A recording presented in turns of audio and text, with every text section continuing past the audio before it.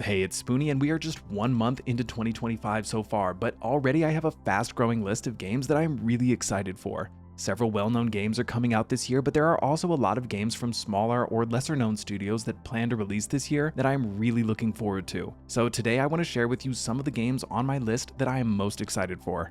But before we get started, make sure you let me know what games you're looking forward to the most down in the comments below. Also, be sure you hit that like button, it really helps my channel, and subscribe for more videos covering gaming, sales, and development.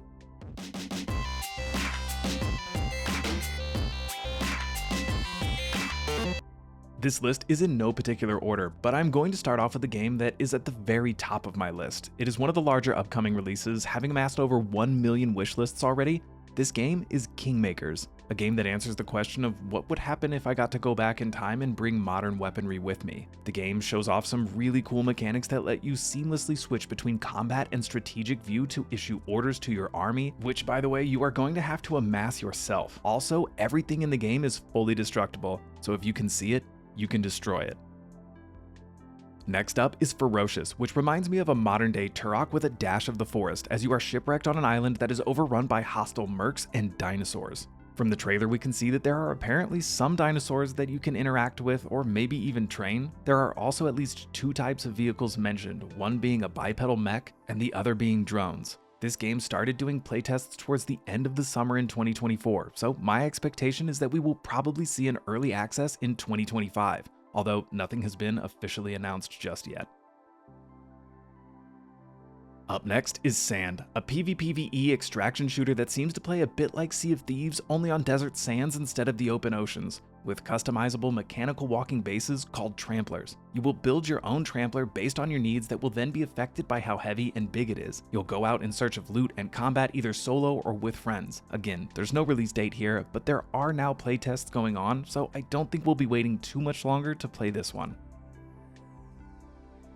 SpaceCraft is next on my list, a game I recently did a video on covering their FAQ that the developers recently released. And while we don't have any gameplay footage yet, the game promises to be a factory building game within a persistent universe where humanity has narrowly escaped annihilation through a mysterious portal that takes them to the other side of the universe. There, you will begin to rebuild and set up factories on various planets, and then be able to sell what you produce on a global persistent marketplace that is affected by a living economy within the game. This one sounds like a lot of fun to me personally, and if you're interested in learning more about it, make sure you check out their Steam page along with the video covering the FAQ linked at the very bottom of this video's description.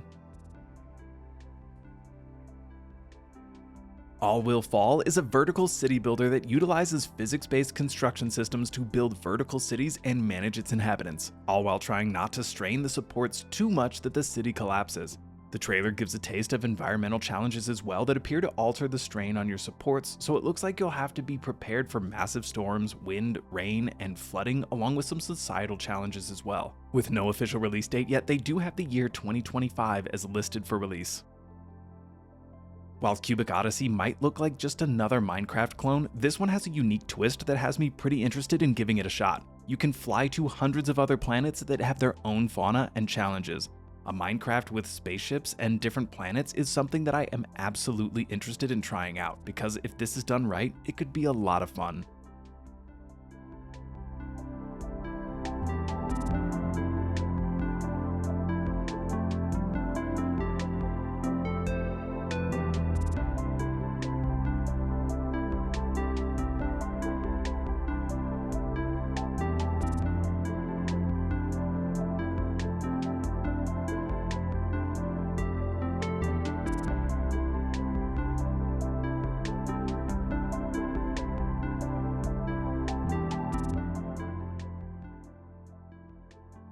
Next is Settler's Domain, which is a settlement building game with deep colony management. For me, this one honestly has a lot to do with the art style. If you have been watching my videos, you have probably noticed I do not always gravitate towards games with the latest and greatest graphics. I would personally always prefer a game have minimalist graphics and be really fun to play than have a game that looks great but then gets boring after the first weekend. From the developers of No Man's Sky, there is a new upcoming title called Light No Fire, which takes place on a single massive planet the size of Earth. The entire planet is accessible and persistent, with all players in the same game on the same instance at the same time. If you are the first to discover an animal, plant, mountain, cave, etc., then it will be named after you, or you get to name it. It's not really clear how that's going to work just yet, but the trailer shows people building communities, sailing, riding various creatures, and carrying a variety of weaponry. This one seems to have a lot of depth and a lot of promise, as one might expect from Hello Games, who famously had a disastrous launch with their flagship game No Man's Sky. But then, in one of these seemingly few comeback stories, they managed to turn No Man's Sky into something that is an absolute joy to play. So hopefully they will be able to carry over the lessons learned in the past 10 years with No Man's Sky and create another game that is as epic and fun to play.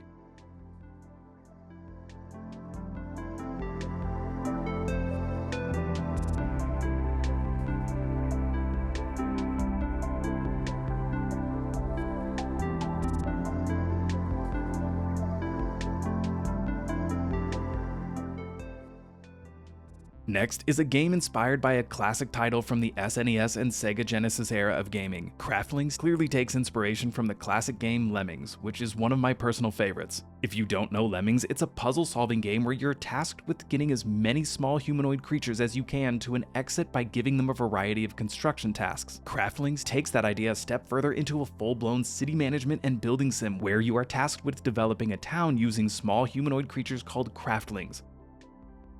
Modulus is a factory automation game where you cut, color, stamp, and assemble 3D building blocks.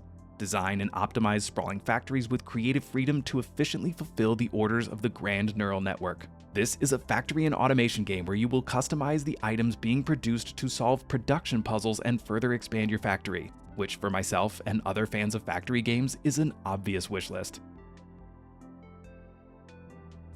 For fans of prison escape games like The Escapists, a new title called Cuffbust is expecting to release in 2025 from the same developer that brought us Choo Choo Charles, which is also worth checking out if you have never heard of it. The game focuses on small, colorful alien creatures attempting to escape from a prison with fully destructible environments and proximity chat. There are plenty of ways to go about escaping, and you can play with up to 20 other people in the same lobby. I recently did a short video going over this in more detail, so if it looks interesting to you, be sure to check it out. You can find it at the very bottom of the description of this video.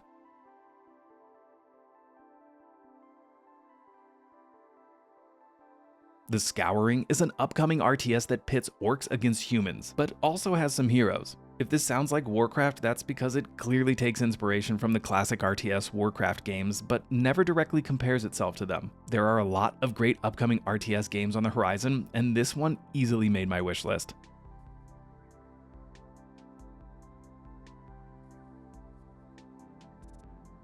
Another upcoming RTS called Sanctuary Shattered Sun has been on my wishlist for years already, but it seems they may be approaching an early access release. A demo is now available, and you can get full access to the alpha build by contributing to the upper tiers of their Patreon, even if you only contribute for a single month. This one looks like it's meant to be a successor to some of my favorite RTS games like Total Annihilation and Supreme Commander, with some interesting new mechanics like weather control. Definitely something any fan of RTS might want to keep an eye on.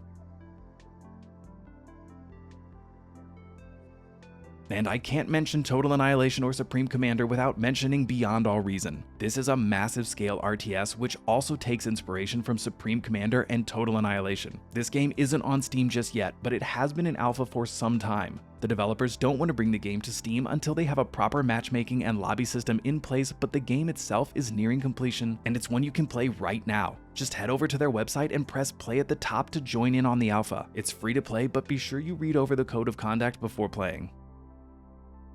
And finally is Kitten Space Agency. This is the spiritual successor to Kerbal Space Program and is easily one of the games I am looking forward to the most after Kerbal Space Program 2 was an absolute disaster. We are already seeing some really beautiful work being done, and the game has a heavy focus on keeping things open to the modding community. I have several videos on this title and have been following its development closely. The developers plan to offer a free early access period tentatively scheduled for the second half of 2025. Again, let me know what games you are looking forward to most in 2025 down in the comments below. Don't forget to hit that like button, it really helps my channel, and if you want to stay up to date on gaming news and developments, make sure you subscribe for more. Thanks for watching.